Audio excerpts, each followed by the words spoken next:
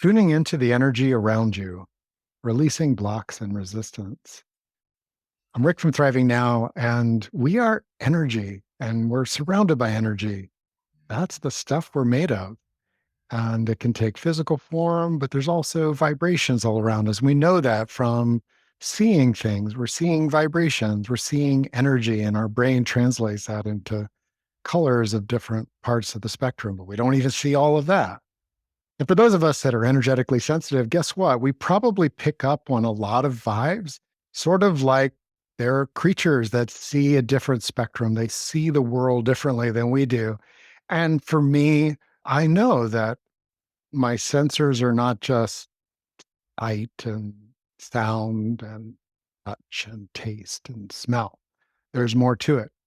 And the more that we tune into that, the the more interesting that life and thriving can become. And I am delighted that someone that I am very energetically connected to, even though we are many thousands of miles apart, Kathy Vartuli from the Intimacy Dojo and Thriving Now, is going to be exploring this together because she's been my cohort tuning into energy and the energy of groups and the energy of places and the energy of animals and the energy of friends and coworkers and businesses and all of that. And Kathy, would you introduce this to us? Rick and I have been talking about energy since I've met him, and he was talking about it before me. He was the first person I really met and resonated with that talked about energy in a very practical way that just resonated with me. One thing I'd like to invite you, if we share something that doesn't resonate for you, see if see if there might be something you're blocking or whatever, but we're not ever telling you that you should see it the way we do or experience it the way we do. Everybody feels it and experiences it differently.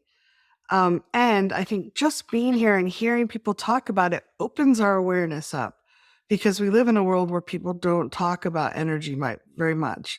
That we might say that person's very vivacious or vital, but we don't talk about energy. We pretend there's the physical, the world, there's the physical world and the intellectual, and there's nothing else in between.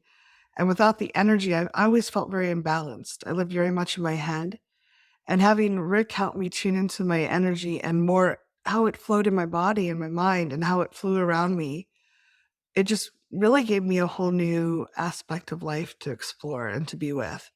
And Rick and I have done energy healing for each other across thousands of miles. Like, oh, you have a headache. I feel like maybe some spring green might be good. Or like, can I flow this energy for you? And I can experience it when he does it for me, and he's experienced it. He's reported experienced it when I've offered energy to him. And I think probably if you're here, you've probably felt some energy or had experiences. And I think we can always open up a little bit more. There are always I think of it as that healing helix where, oh, I think I've got it down now. I've got it. And then a year later, I'm like, oh, I thought I knew, but there's a lot more there. And I'm kind of wondering if we do that our whole lives. Like, oh, there's something more I can discover.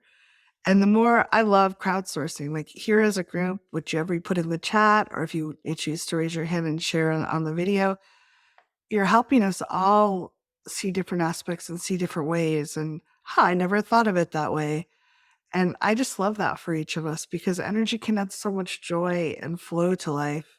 And, I want that. I want more people to have that abundance. It's right there. We're just not taught to see it or experience it. So we want to help you open up to that in ways that feel good to you. Thank you. I remember hearing that emotion is energy in motion as a definition. And I was like, oh, yeah. And I think when we are attuned to emotion as sensation of energy moving, it is different than labeling it. We label it for convenience for ourselves and others. But like um, last night, I had finished a project and I said out loud, feel really down. And because we were going to have this workshop, I started feeling for what's actually happening to my energy. If you imagine that you're working and you're working to accomplish something, there's a certain vibe to it, right? It's a bit like running the engine. Vroom. Uh-huh. And then when you get home, you turn off the car is now very depressed. Really? No, you just turned it off because that vehicle isn't needed to be running the same way. And because we're a living organism, when I turn off the part of me which is analytical and focused and the like, there's a change in my energy. I put away my computer. That changed the energy around me. That makes sense? Instead of like right now, there's a vibe. I'm getting not only the vibe from this device, which is a big part of my life, but from Kathy, and I see some faces across the way. Hey. um, and I'm getting a vibe. Now, if I were to close this computer, the vibe would change. And I want to invite that if you have emotional states that you kind of label a certain way, oh, I'm really depressed, I'm really down, I'm really anxious, to allow yourself to feel for the energy. Like what is happening actually to your energy? So yesterday when I was really feeling down, I was actually settling, like, oh, there was this feeling of coming down, like the energy was coming down, but it's a bit like if you swirled the sand in a glass and then you watched the sand come down. It was about like that. There were some things that were clearing while I was settling. And um, for most people, we're never invited to tune into our experience at that kind of level. And I love that we're weird and that we're doing that. And many of us have been doing that. And by tuning into that energy around us and in us, one of the things that I also want to have in our awareness is that um, the the sensations that we have in our body, they're often very loud ones. I touched on that this morning in the email that went out. Oftentimes we can have a sensation that's loud. It's loud because maybe our primitive brain is picking it up as a discomfort or a pain or a threat or something. That's almost never the totality of us.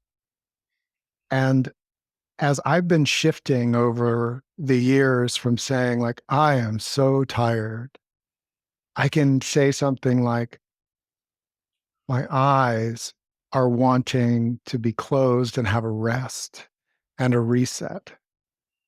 Now, notice if you ever say, like, oh, I'm so tired, do you notice that your whole body starts going along? Oh, we're tired. Okay. And that, like, oh, I'm so tired.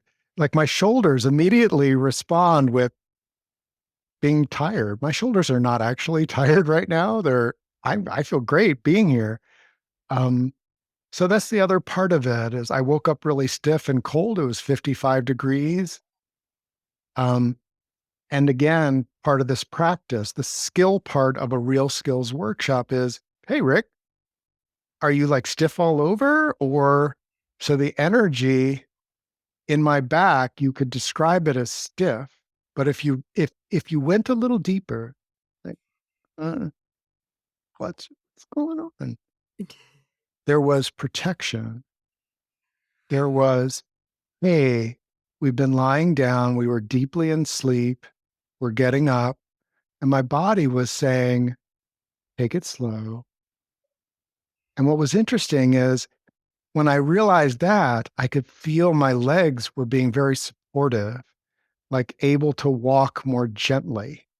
So my low back and hips and everything else, I sat a lot yesterday doing this project, and my body was saying, hey, parts of us are alive, awake, looking forward to going down. There's coffee. Um, and and other parts of me were like tender, warm up. What I By tuning in at that level, what I noticed is that my arms were said, "Hey, lean against something and let us take just some of the gravity off of the low back and just a little bit of unwinding." And I felt this swirl of energy and aliveness and the relief combined with awakening. Like, oh, relief? Yeah, it needed relief. Those muscles were, and the tissue there was needing some gentle movement, but also an enlivening. But if I had stayed stuck, which a lot of my early life I would have just said, oh gosh, oh, my back hurts, or "Oh, I'm so stiff." That's such an incomplete picture. Um, it's like being in a beautiful um, garden and noticing the the dog poop. There is dog poop. I'm not arguing that there isn't dog poop. You probably don't want to step in it either. Like, it's really useful to be, oh, somebody didn't clean up after Fido. Um, and there's flowers. It's not just the scent of dog poop, it is flowers too. And whether it's in your body or in your environment, being aware that there's almost never a devoid of, I have not been able to find a place where it's devoid of some kind of nourishing energy, or a time when even at my where my physical pain was at a 10, that there weren't parts of me which had compassion and softness that weren't actually in pain. And that skill of awareness um, changes everything in my experience of living. Kathy. Yeah, I think a lot of times I used to try to force myself forward, intellectually deciding on what I needed versus tuning into the energy and following those baby steps forward. And I mean, sometimes it worked. I was able to force myself into get through things, but I never felt in the flow with it. There wasn't that satisfaction and fulfillment that I experience when I slow down and say, what is right for me right now? What's the next step? I felt more, as I tune more and more into energy, I feel more in step with other people and other events that feel right for me. I also felt drawn to share, like, I imagine most of you know this, but I think hearing this again helps with the helix, that all things have an energy to them. We may be more or less sensitive to, like, I'm very sensitive to trees. Like, for some reason, and I don't know Mhm. why, just like some people like bright lights, some people don't. Some people can hear certain music and remember it. We're all different things we're tuned into, but all things have energy. And like, I love crystals, so I have some around because they help me tune into particular energies really quickly. And different people have energies. And the same person can have somewhat different energy if they're in a good mood or a bad mood, if they're undernourished or fulfilled. And so we're constantly getting information around us in ways that are not the five senses that we were taught to look at. Um, I think our brains also will tune us in. Some people talk about hearing energy. They hear the guidance. I don't often get that unless it's really, really important, or I do ketamine for anxiety and depression, and I often will hear things then. But I get visuals. So I will get like a picture of a closed door if I'm not supposed to go somewhere. Or I taste things. I taste things a lot. So energy we can perceive it in different ways, and our brain, our subconscious will try to cue us in different ways. And I think the more we are curious, like, what are you trying to say? Does it mean this or this? And feeling in our body, there's a way we can tune more and more into energy over time. And energy follows intention as well. So if we intend to send energy, loving energy to someone, whether I always offer it in someone's highest good, but their choice. But I can send energy. They may receive it or not, but my intention to send it is what sends it out, if that makes sense. It allows it to move. So if you're playing with energy, that's something you can try intending it. If you don't experience energy in a certain way, you could say, if I really could, what would I see? What would I taste? What would I smell? Because often we're kind of shut down a little bit because our society just doesn't acknowledge it. So That, allow it. Yeah. You think we're shut down a little? All right, should we do some tapping on it? Well, we will. Oh, so yeah, I think that if we just notice, when I first people were telling me about auras, and I'm like, I don't see auras. I see lights around people, but I don't see auras like specific colors around people. Um, and they were like, well, if you could, what would it look like? And over time, I was like, oh, I can imagine this. There's no right or wrong. We're not calibrated. We don't all sit there and when we're little kids going, here's green and here's like because we're not talking about it in general.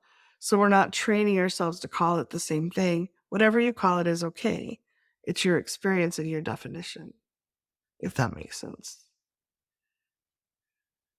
Indeed. And you pointed out that your sensors tend to come in visually, sometimes auditorily, sometimes in taste or smell, right? Did I hear that correctly?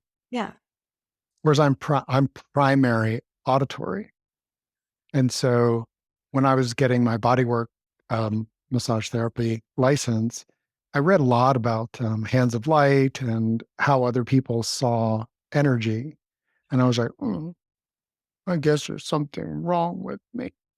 And because I don't see it that way very often. It took like 15 years before I started, and I think you and I were talking about imagining um,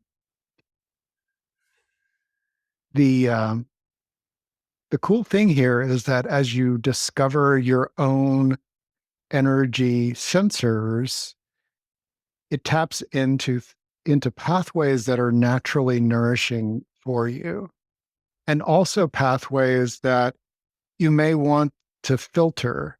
So for people that get a lot of if you're in the depth of your guidance and you get visual clues, if you tune down like screen time and other things, you can often feel more nourished or have that available. For me, for example, I need to be selective with what I listen to. I may record a podcast, but I don't typically listen to it. AI has been amazing because I can have it take a YouTube video and summarize it for me and even give me step by step what they talk about, and I can scan it with my eyes.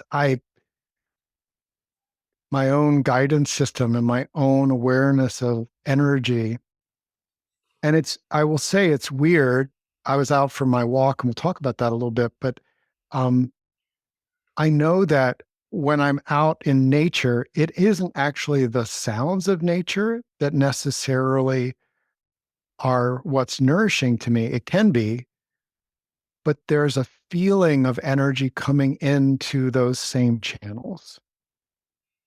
And they're channels that even if I go within in a perfectly quiet place, those energetic channels are where I can pick up on energy and feel it. Now, I want to pause there. If you told me this, like when I was 25, I would say, oh, okay, bye. And like Kathy said, our experiences are unique, but um, by sharing our weirdness, I believe that we create a spectrum, a diversity spectrum, which is more inclusive than if it's like, oh, this is what most people do go around sensing and not sensing, and that's normal, and anything outside of that is wrong or bad or wacko or crazy or imaginary. Um, I think those of you that know Kathy and I were practical beings, and it's been extremely practical to be aware that, for example, kinesthetically is my secondary one, touch. So today, on the trail, I paused and I was taking in energy and I reached out and I touched a mountain laurel leaf. Oh, I can still feel it.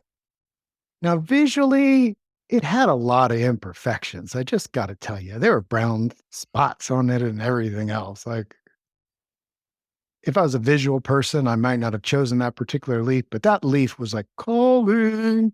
And I touched it and I rubbed it, and I could feel the kinship with between the mountain laurel and the holly, two pretty different um, uh, plants, but there was an immediate sense of differences coexisting, even intertwining. Like there were branches of the mountain laurel uh, and branches of the holly tree that were interwoven together.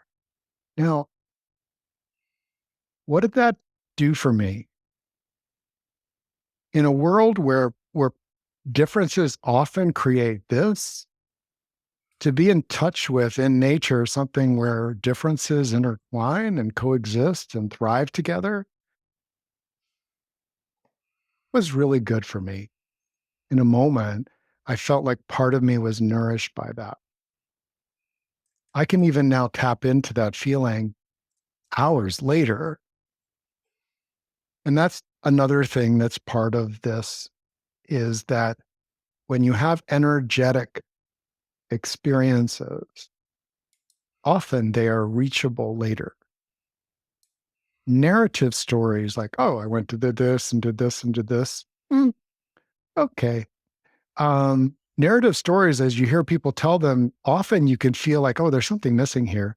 You'd call it maybe emotional content, but for energetically sensitive people, I'm like, you're telling me a narrative, but you're not in it in the same way. And when someone has had an energetic experience, they're consciously or unconsciously tuned into the energy of the experience. If they're open and revealing of that when they tell that story, you can be nourished by it as well. I think that's a skill as well, the storytelling skill. Kathy. Yeah. One of the things we want to go into deeper about what things can block us now in the present time and what things are coming from the past. But before we do that, before we talk to you about putting the accelerator down in your car and taking it for a spin, we want to talk about the brakes that you can put on, because I know the people are writing in the chat too as well. Like, some of us have been labeled overly sensitive or too sensitive. I love Drew. I'm sorry, I hope it's okay to say your name. Thanks. Exquisitely sensitive. I love that. But when we're sensitive to something that other people are not, it's easy from their perspective. Like, I never used to be sensitive to scents. They didn't really bother me. I didn't particularly like really strong scents, but it didn't hurt me in any way. And so people are like, oh, that's so strong, I can't be around it. I'm like, what's your problem? Like, I tried to be compassionate, but I didn't really get it.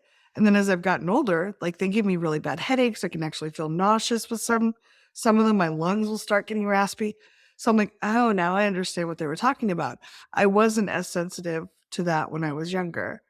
So to someone since got to have the both of those, I know understand the perspective of people like, why would that bother you? I don't understand. And oh my God, this is really intense. Like, I can understand why you can't be around it. And I think for energy, people that haven't been tuned in or haven't had a lot of energies that didn't feel unpleasant to them or overwhelming to them, they just don't understand what it's about. And I think when we have ways we can put the brakes on or give ourselves permission to step out of an environment that's really overwhelming, it's less frightening to be like, I don't want to open the doors if I know all the bees in the neighborhood are going to come in. But if I have a way to keep the bees out, then I'm glad to open up and let fresh air and new energy and information come in. Does that make sense to folks? That's me. So, yeah. So I think knowing how to put the brakes on the energy is really powerful. And one of the things when I first started working with Rick, when I was a child, I had energetic experiences. Rick was the first person I really got to talk to about it. And I think being around him really opened me up. And I was driving to work one morning and I was picking up energies. I was picking up energies at night from houses 3 or 4 houses away. I was driving to work one day and there's someone at the bus stop and I started sobbing because whether it was true or not, my understanding was that person was very, very sad. I was like, I'm an engineer. I've got to go to work and act like I got it all together. How do I do this? And Rick led me on a tapping that I'd love to offer you, my own version of it, that really made a huge difference. So feel free to change the words or however you like, but I'd like to invite you to just take a nice, gentle, deep breath. Let yourself settle in. If you've been a little distracted, we've been giving you a lot of information. Let yourself come here and now. Close the Facebook cats down. I promise there'll be more later. Just let yourself come here and now. Feel the energy of the circle you're in. You're surrounded by all these really amazing people in a safe space that Rick and I have created for you, where you can explore this. And it's okay to just be really present and to notice what's coming up. Tears and laughter are welcome here. You can have great experiences. And if things that come up aren't great, we're glad to process them with you. This is what this space is for. So, and if you'd like to, I invite you to tap along with me. Karate chop. Hey, universe. Hey, universe. I'd like to be much more tuned in. I would like to be much more tuned in. There's all kinds of delicious information and experiences out there. All kinds of delicious information and experiences out there. And I'd love to open up to your energy. And I'd love to open up to your energy. And I also don't want to be overwhelmed. And I also really don't want to be overwhelmed. So I'm asking you to guide this. I'm asking you to guide this. Universe, please draw my attention to the energies and information that's useful for me to know. Universe, please draw me to the information and energies that are useful for me to know. Top of that, and send the others past. And send the others past. Eyebrow, if it's something you want me to do something about. If there's something you want me to do something about, Side of the eye, please let me know. please let me know. Under the eye, if it's an experience you think I should have. If there's an experience you'd like me to have, Under the nose, please send it my way. please send it my way. Chin, and things that don't belong to me. And things that really don't belong to me, Collarbone, things that are not my business. things that are not my business, Under the arm, please let please let them pass me by. please let me let them, I stumbled a bit. please let them pass me by. Top of the head. Thank you so much. Thank you so much. And just take a breath. And, it's like it didn't serve me at that point. I was not sleeping at night because I was picking up the anxiety or the stress of someone houses away, someone I was never going to meet. I didn't know them. It would be very inappropriate for me to go up to their door and knock on it and say, hey, I've been noticing a lot of stress coming from this way. Would you like to, like, really inappropriate? Not so there really wasn't any reason for me to have that information. And we don't always know what's useful for us to know or not, but I think the universe does. So I found after I did that, and I still repeat it sometimes if I'm feeling a little overwhelmed, just send my way what you would have me do or what you would have me experience. And it really does, because even as we're sitting here, there's hundreds of millions of bits of information, sound, light, noise, people outside that we're picking up consciously and unconsciously.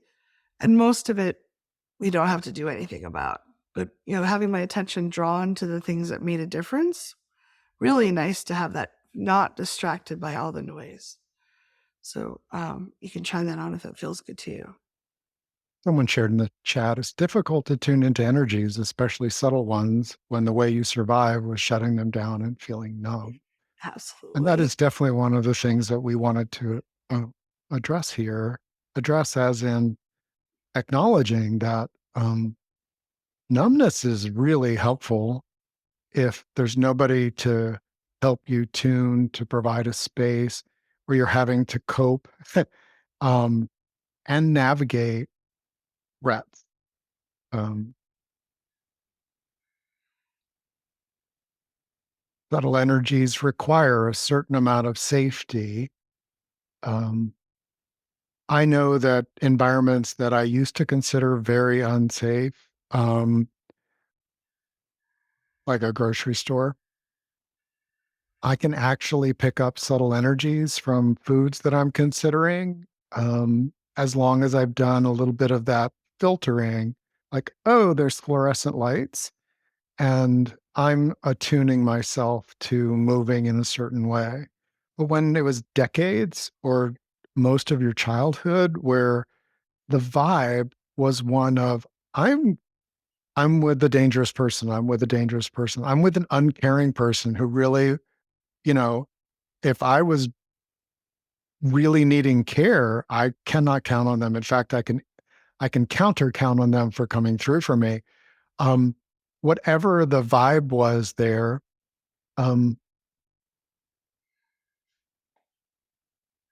helping your body notice in small ways something that is more subtle. It was the pathway back for me. Um, for example, this is a crystal, I think it's rose quartz art. I pick it up, it's like, oh, it's hard, it's cold. Now, those are kind of the gross way of doing it.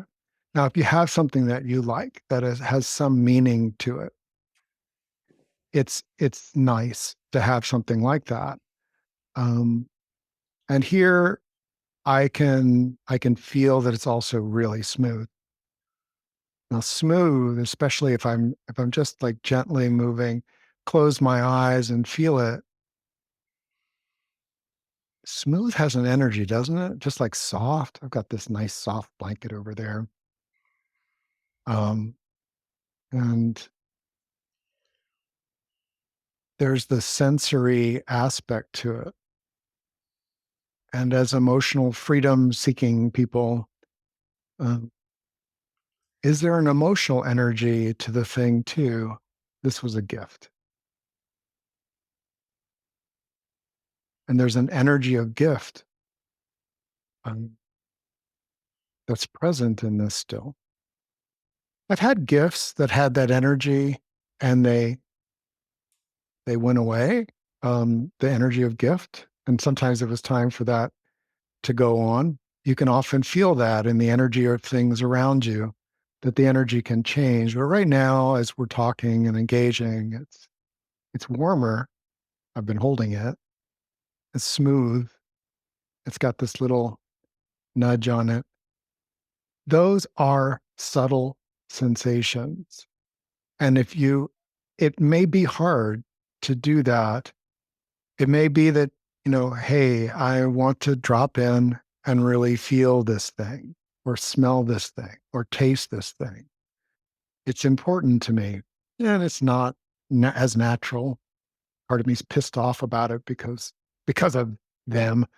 And I want to feel this for myself, the energy of it, more of the energies of it. Um, Kathy. Yeah, I touching something can bring. Someone also shared that when they're working as a dental hygienist, they can feel the patient's pain in their working hand up my arm. I tune into things very strongly energetically when I touch them.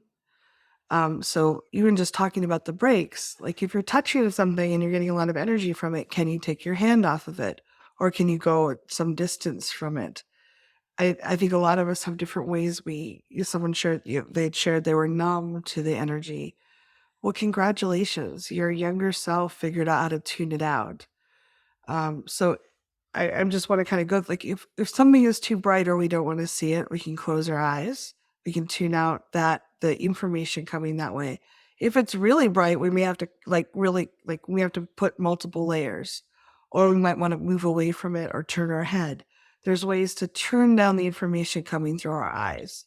If we're hearing something, we can plug our ears, play something else, muffle our head under a pillow. There's ways we can muffle information coming in. And even with scent, which is more, we can plug our nose, but it's much harder you have to breathe. It's hard to get away from scents. Our body will actually, usually after 3 to 5 minutes of something that smells really bad, will stop smelling it as intensely. Like our system just actually shuts it down a little. So I'd love to do just a little tapping on we don't have to feel everything full intensity all the time. And I think that kind of contracted stretch can help us open up more on the other side when we want to, if that makes sense. So, do you want to lead this tapping, Rick, or do you want me to? You're in tune with it. Great. Karate chop. Even though there was a lot of information coming to me when I was a kid, Even though there was a lot of information coming to me as a kid, and I was picking up all this energetic information, and I was picking up all this energetic information, I was really smart, I was really smart, and I learned how to numb some of it out. and I learned how to numb some of it out. But I was a little kid, But I was a little kid, and I didn't necessarily learn how to take down those walls again. and I didn't learn how to take down those walls again. Top of the head, I was so smart back then. That's so smart. I protected myself really well. I protected myself really well, Side of the eye, and now I get to do it even better. and now I'm learning to do it even better. Under the eye, I can put up walls if I want to. I can put up walls if I And want then to. yeah, and then I know how to numb out energy, I definitely know how to numb out energy, chin, and now I get to raise and lower the walls when it feels right. and now I get to raise and lower the walls when it feels right. Collarbone, it may be a little awkward at first. It may very well be awkward at first, And then there, I'm learning something new. and I'm learning what to do and how to Top be. of that. Yeah. Top of that, I can invite that really smart younger self to help too. And I invite that really smart younger self to help. Just take a gentle breath. Mm. And I think a lot of us probably learned to numb out energies when we were little. Um, I grew up with someone who could be very chaotic and a lot of frenetic energy, and it was like, ah. And I still don't like to be around that energy very much, but I definitely can go, oh, that's not me. That's that other person. I can separate. I can notice the boundary between them. When we're little, we don't always know that someone is someone different. We're little, especially young, very young children. There's not a lot of psychological separation between them and you. Like that, it's like they kind of are us. Our mirror neurons have adopted them in a way. But helping to like, oh, that's someone different. And if this person was in my face, I might take a step back. I might, put up hands. I might do things to protect me. And I can imagine, again, energy follows intention. So if you want to imagine an energetic barrier coming up, with some people, it's a nice plexiglass. With other people, it's brick walls. Sometimes it's mortar. You can put up different walls. You can raise them, lower them. And if you ever want to explore more with this, Donna Eden has some really great stuff on YouTube. I love her zip up method where she just imagines zipping up a clean room suit and latching it at the top and nothing can come through that clean room suit. And then when you leave that place, you can unzip it and step out and just discard that contaminated clean room suit. So there's lots of mental things you can do to help the energy follow the intention and just practicing and seeing what works for you.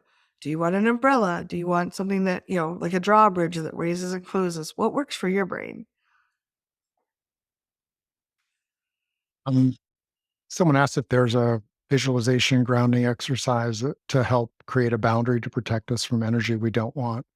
As someone else shared, while working as a dental hygienist, I would feel the patient's pain from my working hand up my arm.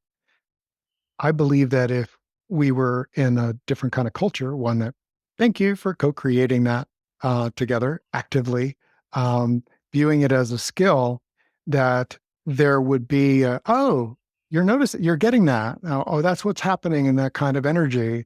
And there would be a sharing of possibilities. Um, I use a term called divine filtering. It's a bit the derivative of what Kathy started us with let me know the things that are useful, and the other things pass me by.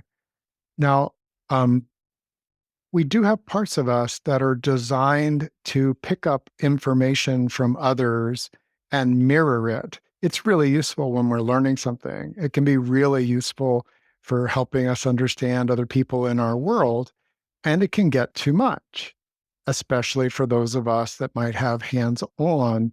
Um, in bodywork school, um, all the sensitive folks, we started picking up like, oh, they have a pain in their hip. And they did. Like there was validation. You'd touch their shoulder and you'd know that their ankle was locked up. There's a lot of information when we touch each other. Well, guess what? Our heart field extends many feet away from us. We are layers of energy. Um, and we're touching each other. We pass by. We are our vision. You know, if you see someone, you are literally getting their vibe, their vibrations of light bouncing off of them and emanating from them are coming to you. So what do you do? There are lots of different things. Kathy shared on Eden and energy medicine work. Um, and tapping on, hey, if it's useful for me to know, then I'm open to it. Getting the information. What the tapping that I did when I was in school for massage was something like this, and you can try it on. Like even even though the information's echoing in my body Even though the information is echoing in my body, and it's getting a little sticky, it's getting a little sticky it hurts sometimes. and it hurts sometimes. I'm open to the information that's useful, And you're open to the information that's useful, but I don't need to mirror it. but I don't need to mirror it. Okay. What if I don't have to mirror it? What if I don't have to mirror it? Eyebrow. I can be caring, I can be caring. side of the eye. I can be connected, I can be connected. under the eye. I can even be deep, I can even be deep, under the nose, profoundly present, profoundly present, and maintain my own energy. and maintain my own energy. Hold on. It does not need to always mirror inside me. It does not need to mirror, always mirror inside me. Um, I appreciate it when I get the information without the pain. I appreciate it when I get the information without the pain. And one of the things that we noticed in class within just weeks is that when you said, "Oh, got it," like your inner dialogue is, "Oh, hip. Oh, sadness. Oh, heavy chest energy. Oh, kind of a gray, cloudy, dissociated feeling." Um, you're maintaining um, your own vibration rather, and this is developmentally as children we are often submissive to the dominant vibrations in our house, even if they're very unhealthy. Part of me maturing into an adult energy field is I am the one who is the vibe in my space. And I may let things come and go, and there may be impacts and the like, but this is my space. And I want to be I don't know what good words, dominant, masterful, uh, but essentially this is my skill space. This is the place that I'm tending to. I'm the steward of my own energy. And the more that for those of us that are sensitive, got it, like I got it, it means that the information can come in as a whisper or a hint, sometimes a poke, but not as a pounding or a taking us over as much. Um, my theory on that is that it's coming in more through the energy centers of wisdom and um, caring connection, less about the threat aspect of it. If someone's dissociated, there is a quality. My primitive brain goes, "Oh, this isn't good." Okay, why are they dissociated? What are they dissociated because there's a bear or a threat? Like my primitive brain, you can tell. Like my whole body just went, "Okay, I got it." They're a little numb, they're a little dissociated, it's okay. And that's part of the tuning into the energy without it needing to raise inside of us, um, to the point where it's unmistakable. Mm.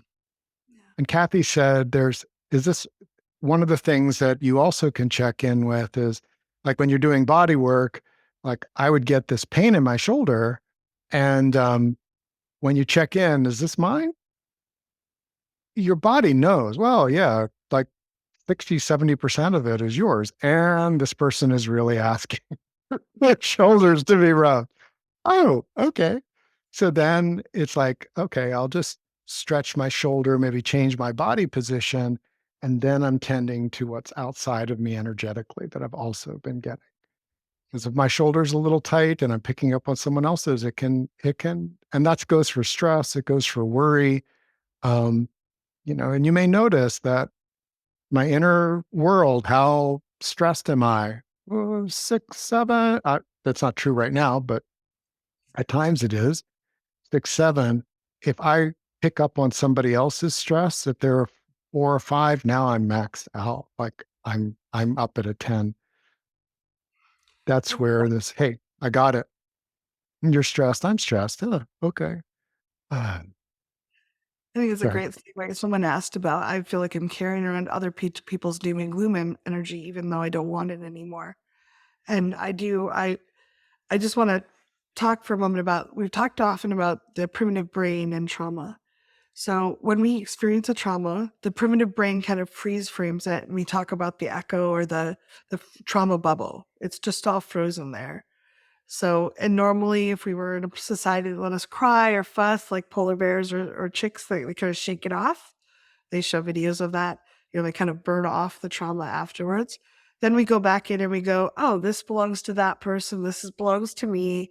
This is something that is actually scary. This is just something that was riding along. So I use the example often of a little kid riding his bike. He's going along and he falls really hard, feels trauma, but he also will store there's someone cutting grass nearby and he just saw someone walking a dog and someone else had a baseball cap in.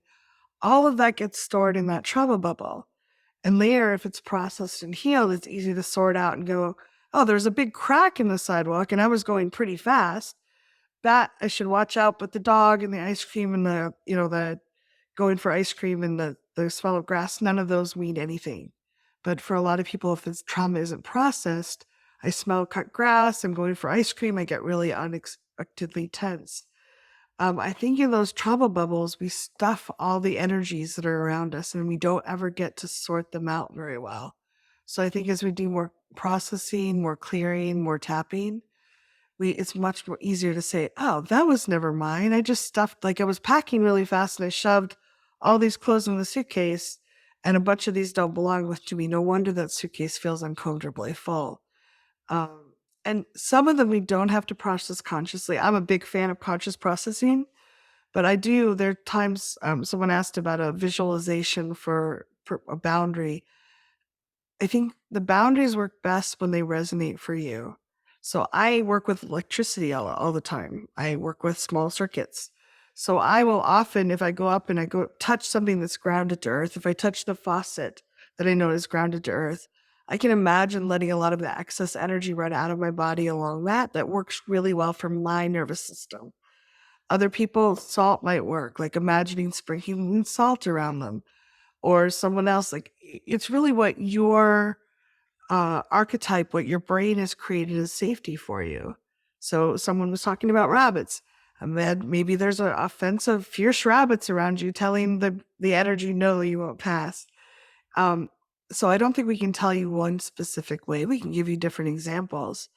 But for you, if you want to stop some energy coming in or you want to drain excess energy off, what works for you? Do you imagine yourself, do you get in a bath or a shower? How do you allow the energy to move off of you and how do you protect yourself from it? And really, the fun thing is you get to try a bunch of things and find ones that work for you for different situations. Um, and that can be really fun. And also, one of the things that Rick and I talked about, I know we're having fun talking about your experiences, and I want to make sure we hit a few things.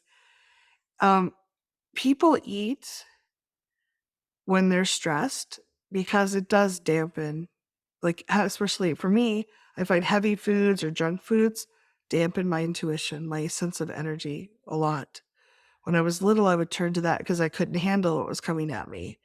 Um, so if you find yourself as an adult eating when you don't want to, you might ask yourself, are there energies coming in that I could protect myself in another way from? or do there energies I want to drain out that I'm not necessarily wanting to carry?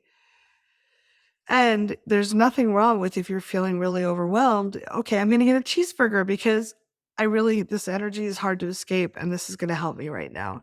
So I think, understanding it can be good to find a balance with that, but there are a number of things that we can do present day that can help us open up to more energy and also can help us shut down, when we need it.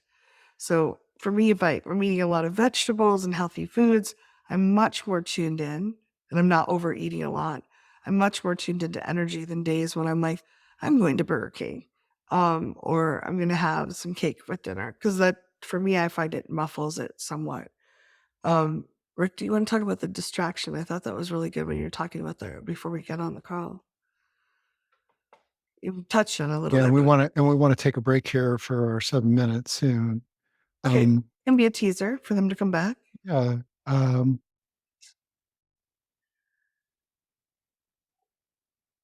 there isn't a sharp line between internal and external. Um, and if we're aware of the energy around our organs, around our psyche, around the space that we have, um, one of the things that I noticed and then working with clients around that are energetically sensitive. So Kathy was just vulnerably sharing that, for her and for me, that certain types of foods dampen when things are too much. And in Chinese medicine, we tap on meridian points. My partner is a Chinese um, medicine practitioner, and it is literally dampening. They are uh, they dampen qi. You have a big piece of cake, and it dampens your qi. Uh, we've known that for thousands of years, and we're visiting it here again in this healing helix. Um, if if I notice myself distracted, like when I'm eating is taking in energy, essential energy. So today I was watching a TV show. It's what is it? Salt, fat, acid, heat. Little Right. short series. Um, and I had made myself a meal, and it was salty and fatty and carby and meaty and delicious. Um, but here's the interesting thing. I don't usually watch TV when I eat anymore, but my family's not here. So, little treat, watch that. I love the show. But what the energy in that food was really powerful. There's a lot of oomph to it. I put love into it because the rest of it is going into a soup for my partner. She gets home on Tuesday. Um, but I wasn't in the energy of it. I literally wasn't aware really of what I was eating after the first bite or two. And I missed a bunch of the different energies, and they're not all that subtle. Like it's warm protein, it's delicious rice made in chicken broth, and like there's a there's a bunch of energies which aren't about the food, but about the care that I put into it, the life of the animal and the life of the farmers and those that brought the rice to me. And um, there's so much energy that's available in a pretty simple bowl of ground beef. It's like, oh, it's just ground beef and rice. That's a good meal, right? But there's a lot more energy. And I usually take in at least more of it, right? Maybe 20, 30% more, but I missed it. And it's a bit like walking down a trail trying to get somewhere, or, oh, it's cold. stomp, stomp, stomp, stomp, stomp. You don't notice the laurel leaf. You missed it. It's not the end of the world. But today you can probably sense that that experience that I didn't miss the call, um, nourishes me still for this time. So I would call that a block to awareness if I'm being distracted. Um, Honestly, there are things that the kids can do at the dinner table which distract me. And this is now a reminder that before I take the next bite, come back into the enjoyment for myself. Could be that they don't like what I made. Okay, that's information. But then I come back into it because I want to pick up more of it. And because I was distracted, I was missing the energy of the food. I also missed the sweet spot where my body would have said, "Oh, that was great," and left a couple of 3 bites. Um, I missed that. And so here I am a little over full, before the workshop. And this is the other thing that I believe that when we're uncomfortable, it can distract us from other things that are happening. While I missed some of the energy, I said, "Okay, I'm a little over full. I'm gonna be gentle with myself. What else is going on?" And this is a beautiful question. It goes to the trauma healing. Well, what else am I perhaps not aware of that I could be? I wonder what else is present here too. Because even though my stomach was over full, my brain was like, "Here it comes, baby. We've got this juicy stuff going." Yeah. Like there's some really happy part of me and I could feel it. It was like, whoa, that's almost too, I gotta thank you. That was great. Uh-huh. Yeah, I'm gonna go do a workshop now. I'm even blushing. It was that like, wow. Um, and that comes from the skill of saying, well, what else is going on? Oh, I feel, or I'm this, or I'm that. I am. Those are clues that I think, created too big of a bucket. I'm noticing this, and I'm noticing I'm really like my stomach is good now. And I'm noticing that there's this warm energy. I'm feeling connected to some of you, in a sweet way. I'm really grateful to have a circle that comes together on a Sunday for this type of engagement. And if you want to bring us to a close for our 7-minute break, that would be great. Yeah, so I invite you over the break to just tune into yourself. See if you can quiet the noise because the distractions can, we're not going to tune into anything. Like, I'm not really tuning into the green of this notepad if I'm like thinking about 50 other things. So, if you want to be better at energy, allowing yourself to be a little present and notice any place you have resistance or tension or like, I'm learning more and more to notice what I'm avoiding. We're very Mhm. good at not noticing what we're avoiding, but I'm like, "Oh, I'm never looking over there. What is over there that I don't wanna see?" I just invite you over the 7 minutes to just kinda notice what's coming up. We'll do some more tapping to help you open things up when we come back, and we'd love to hear what your particular thing is coming up for you. So we'll see And you. particularly any beliefs, yes buts. Yes buts are like, yeah, well, that works for you, Rick, but for me, dot, dot, dot. Or um, I can't let anyone know this, or those are kind of the genre that would be helpful for us for tapping, fuel for tapping, um, when we return from the break. You If can you're always watching find the replay, hi. It's great to have you with us. And we invite you to take a short break to move around, tend to your needs, and then we'll be back. Welcome back. Tuning into the energy around you, releasing blocks and resistance. I'd like to share an image here. Let's see if I can find it. So, this is where I was walking this morning, and it was cold. And um, that was that was one of the vibes that was around me. Um, and I'll say that when I first moved to Asheville, this particular trail, the Mountain to Sea Trail, was so boring to me.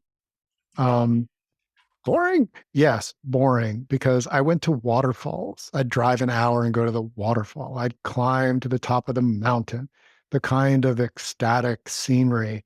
The sunset from the top of Craggy Gardens is really quite something. And by comparison, you got some rhododendron, the mountain laurel, and the holly that I was talking about were behind me at this point. What do you notice here? Like if you were imagine yourself just trying to stay warm, moving through, trying to get back to your car, you could imagine that the energy that you'd be aware of would be different. When I paused here and I felt like what's the energy around me? Um, the first thing that I felt were if you look at the rhododendron, their leaves are slightly curled and more droopy because it's cold and they kind of curl up into themselves. So there's a quality of like quiet curling. And then the thing that really struck me was, I've today was day 1111, 1111 for me of my morning mile. Um, And I haven't been hurt on these trails. And one of the things that I really felt in this moment is even though it was cold and there've been some icy weather and things like that, these trails are maintained by volunteers, people who tend, they're trail tenders. They steward this trail, 1,000+ miles of it. I walk in 1 mile segments of it. um, they tend to it. They keep the runoff, they keep the fallen trees cleared. They tend to it. And I really felt their energy in this moment. And then I felt the sun. Now, doom and gloom, if you're really resonating with the coldness of like, it's so cold in the world and I'm curled up like these rhododendron. There's nothing wrong with that. That's an energy there too.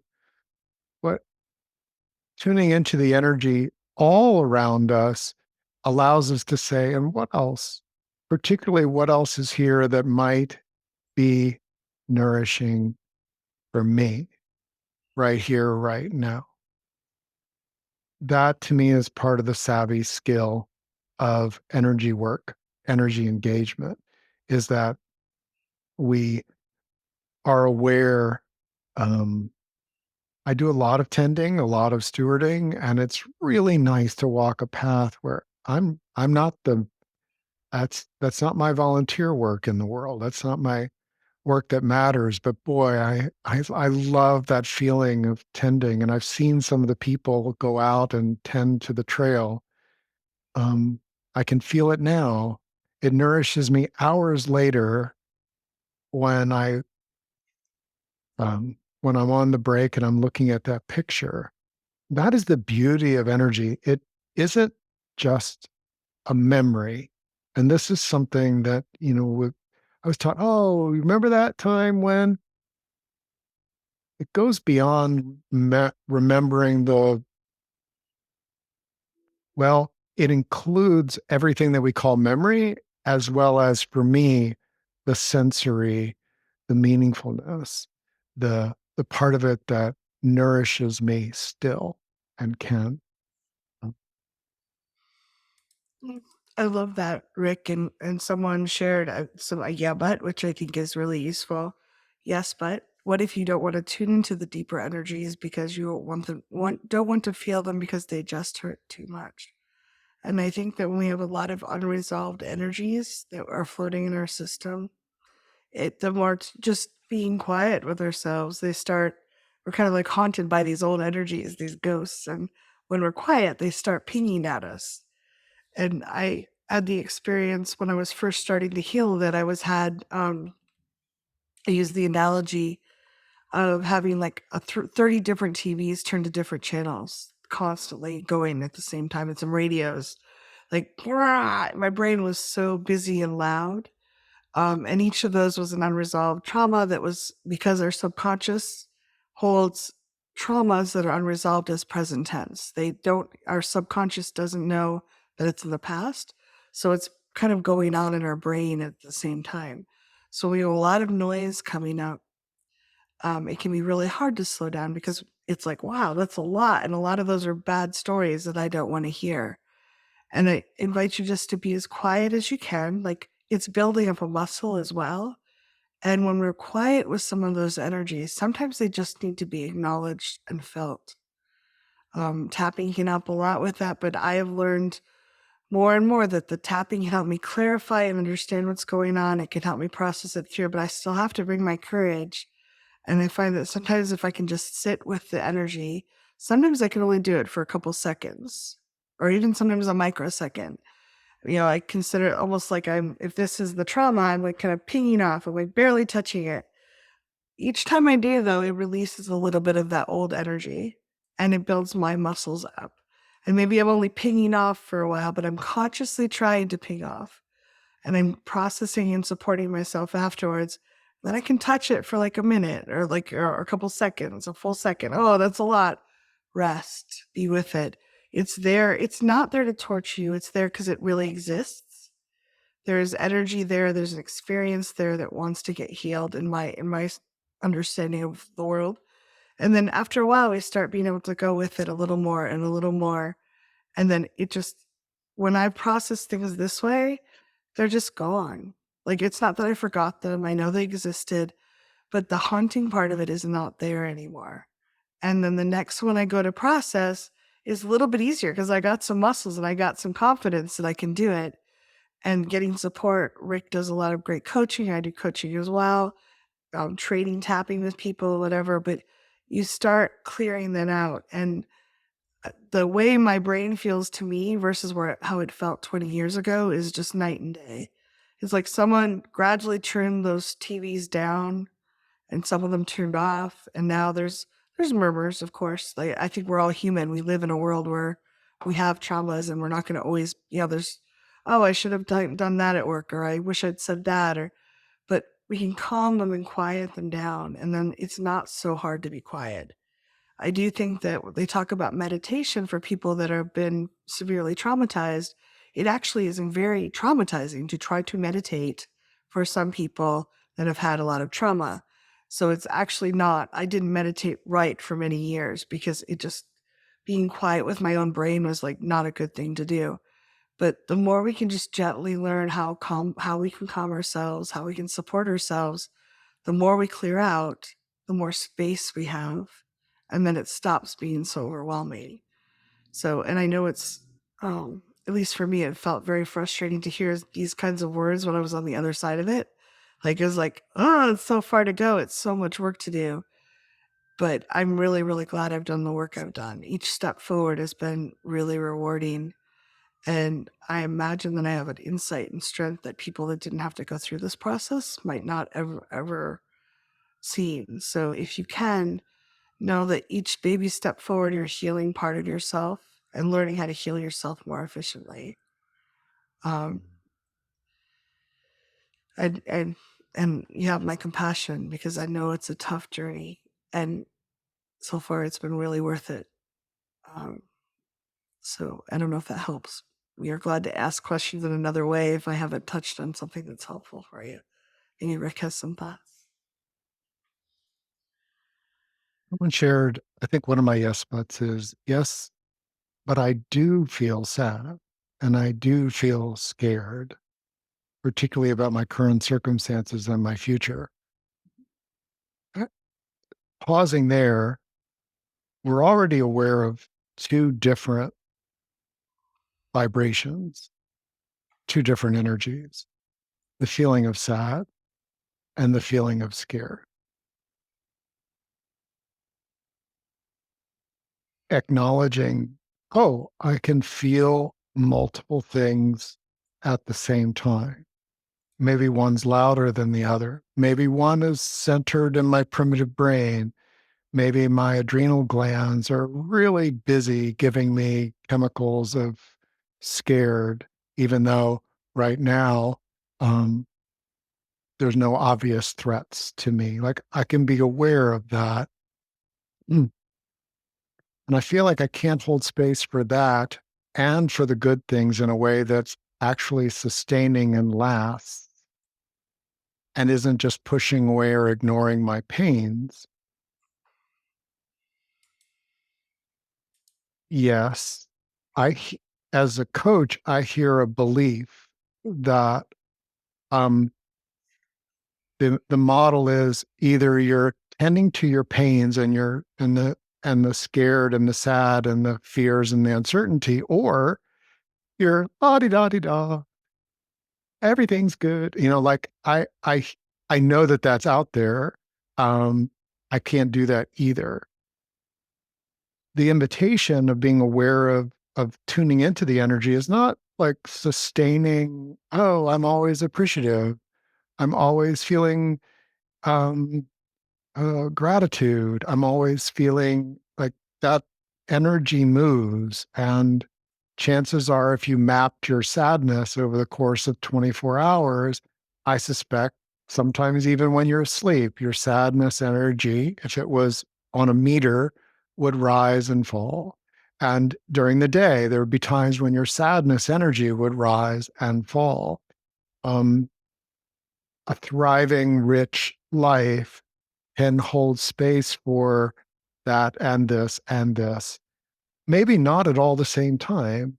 If I'm, but I'm aware that for sensitive people, there can be this fear, and it's a real one that I'm going to get so focused, even to the point of obsession, with the uncertainty and the sadness and the threats that I am more than capable of imagining that come my way and my family's way. Like, oh yeah, I've got the whole landscape of possible terror. I can hold that. You feel it, right? Like, if you could do what I do, like you're aware everything from apocalypse to just mere horror. Um, and gosh, I'm here with you guys too. Now I'm still aware.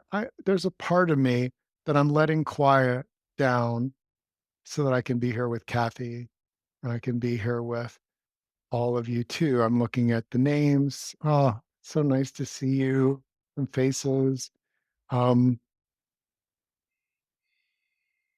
we are designed, our kidneys are doing a job, and sometimes they're processing how pissed off we are and letting it come out in urine. And our liver can handle an enormous amount of energy and emotion, sometimes well below our awareness, our baseline awareness. Now, it's true if you numb out to the things that are being processed in your body and they get too much, we can get what's called a disease. Um, but our body, our brain is doing things, and there are many different parts of our brain. They're all actually doing pretty cool stuff differently. Um, our Each of our meridians has a different flow and a different parts of us that it touches. The big toe is connected to the left lung, kind of connections that are happening energetically. There's so much that our being, our aliveness is holding space for. And when we think of just holding space as the thought field, the thinking, like, what am I focused on? What am I focused on? I can be aware that my heart is beating for a beat of my heart. I can feel my pulse. I'm actually feeling my voice, and it's pleasing to me that, wow, what a vibration. Now I'm not going to just sit here and focus on that. And I don't think that that's denying that there's a vibration in us, there's a heartbeat in us, there's a breath in us, there's a liver. And I don't even know what the spleen does. But there's one of those doing a whole bunch of stuff too. If we become aware of the energy around us, we can even feel the parts of our children, parts that are growing, parts that are curious, parts that are disappointed, parts that are hangry, parts that may need to visit the bathroom pretty soon before we get in the car, we can be aware of all of those without obsessing on them either. And by tuning in for a moment or two, I don't necessarily, I believe that that kind of touching on the other qualities of the energy around us is sustainable, but it's not like you can't necessarily grab hold of certainty and hold on to it for the rest of your life. It That doesn't sense exist. of, That kind of certainty doesn't exist. I do think of like if you inhale, like maybe you can worry while you inhale and relax while you exhale. Them like we do both. We can be aware of dangers and we can also be aware of the pleasures in life. And if we don't find some balance, life can get really anxious and not very fun really quick. I also think that because of the way our news media and all is coming at us, we worry far more than we really need to. We spend far more time trying to prepare for emergencies that never happen. So we're really not nourishing and replenishing ourselves as much as we can. So I've been trying to limit, like, oh, I'm worried. I heard there might be a meteor. Okay. Your entire lifetime has a meteor ever hit the earth in a way that caused damage to your life in any way? No. Okay, if there was a really big meteor, it would be in all the news, like maybe I don't have to worry about that meteor. Like I'm like trying to be more logical and go, worrying about this is just distracting me from times I could let the sunshine into my system. Is it actually useful to worry about this? Or is this an old habit or a way of like punishing myself or distracting myself? And I'm trying to kind of be firm and gentle with myself when it gets worrying. No, that's enough, and I try to think of something else. Kind of a little bit of, I can do tapping on it as well, but I'm trying to have a little more mental hygiene rather than letting myself just wallow and run on that hamster wheel of worry, if that makes any sense. and overwhelm has come up in the chat a number of times. So energy builds up, right? And it can be overwhelming. What's the skill with that? Well, is there any energy of settling around me, in me? Is there any part of me that's settled? And the first answer I used to give was no. Well, actually, if I scan my body, um, my the arches of my feet are willing to settle down. And that quickly, I am now less close to overwhelm. That's an energy skill. It's a real skill. For those of us that weren't taught that by the influencers in our life, we were taught something else, like worry. Maybe that's our ancestral line. Um, it is a weirdness. For some people, like someone mentioned, loneliness was such a profound energy, just profound energy of their childhood and even in their adulthood. Where is their connection in a generic way? What's connected to anything else? That can be more active. It doesn't have to, like, I, my loneliness was different than this other person's, but I often felt horribly alone around other people. Yeah. Um, and so for me, one of the things that's helpful is like these are weird approaches, and I'm going to share it. So if I'm in the grocery store and I'm feeling very alone amongst a lot of other people, I will pick something and I will actively seek out the connection to those that brought that thing to me. It could be an orange, it could be my mouse, you know. Why? Because I know I'm a social connected person. I need to feel. It's essential that I feel connected to other humans. Even here in this session, I'm actively reaching out to the people on the call.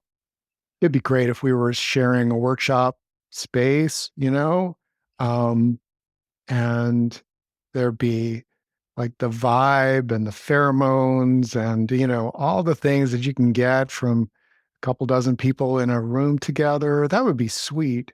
Now, if I start thinking, I'm alone in this house and I'm going to be like, I'm starting to tear up already.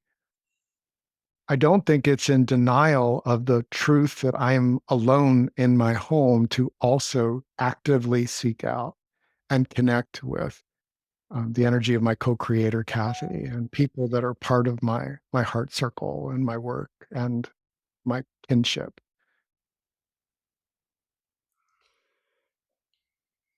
And it is a block, like, oh, am I allowed to feel the good ones? But, am I in denial of the bad shit if I feel good also? Or I attune myself to things that are nourishing to me while I'm also insecure in other ways. It's it's it's actually absurd that I'm suffering on every single level because there are cells in my body. And I say this to me like, even though I'm suffering, there are cells in my body that are doing just fine. There are cells in my body that were just born and they are so happy. There's cells in my body that are eating yesterday's carrot cake. I love it. Yum, yum. Oh, there's there are organs in me that are doing their thing with such competence. And they've been doing it all my life. Wow. There must be mutual connection there. Is that a vibe I can let nourish me? It's not going to reach 100%. It's not like being hugged by your beloved. And it's okay. It's akin. It's a kind of vibe and music that's nourishing and even essential. And yeah, I'm afraid the feelings are going to be taken away. But I don't live with assholes like I used to.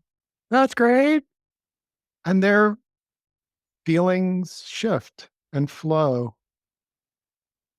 And I want to have some savvy at accessing energies when I'm wanting them.